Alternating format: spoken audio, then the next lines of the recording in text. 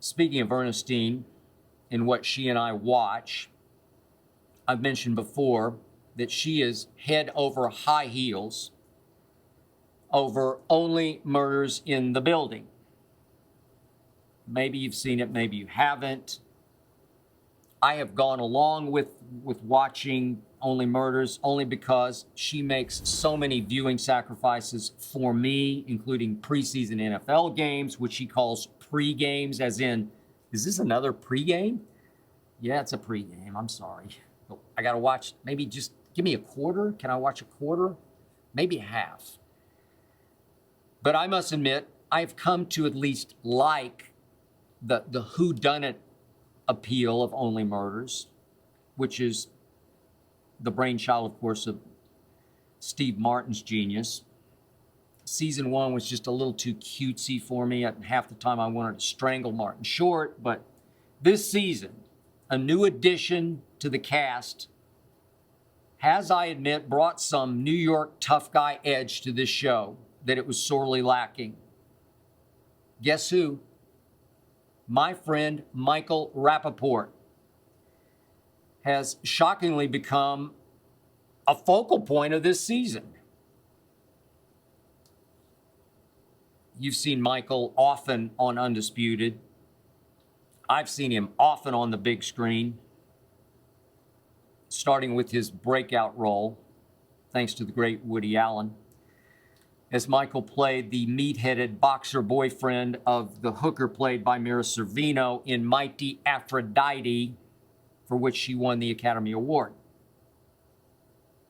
So what was the best scene of season 2 on Only Murders?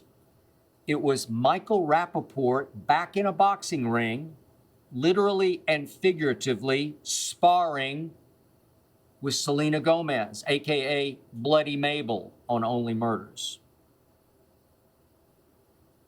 Michael had previously indicated to me via text that he was very proud of that scene in that episode. And here's the thing that you have to understand. That was the first time in all the years I've known Michael Rapaport that I've known him to show even an ounce of ego or pride about his acting. All the other times I brought up all the other roles, this role, that role, how is this, how is that? I'm on fire to know. I always get from Michael, yeah, well, it's no big deal.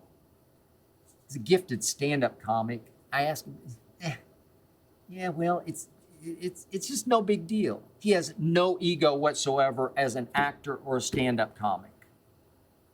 He even played the villain for an entire season of Justified, which is an all-time favorite of Ernestine's and mine. Couldn't get a thing out of him about playing the villain in Justified, other than, it was really fun. They were so good to me that they're so easy to work with. What? Tell me more. Give me some dirt. Here's the crazy truth about Michael Rapaport.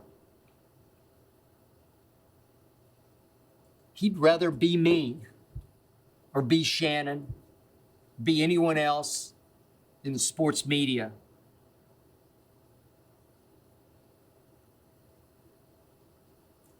Michael, as he often demonstrates on social media, wants to be a sports commentator.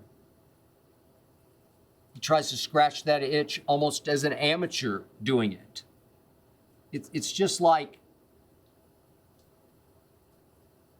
so many of the rappers I know all want to be athletes, and so many of the athletes I've known all want to be rappers and try and fail to be rappers. The bottom line here is I want to be Michael Rapaport, and he wants to be me. He thinks what he does is no big deal. I'm in awe of him. So congrats, Michael, on yet another career achievement. I hope you enjoyed that video. You ready for more? make sure you click that subscribe button for all the exclusive content from the Skip Bayless Show. And don't forget to check out the full episode of the show wherever you get your podcasts by clicking the link in the description.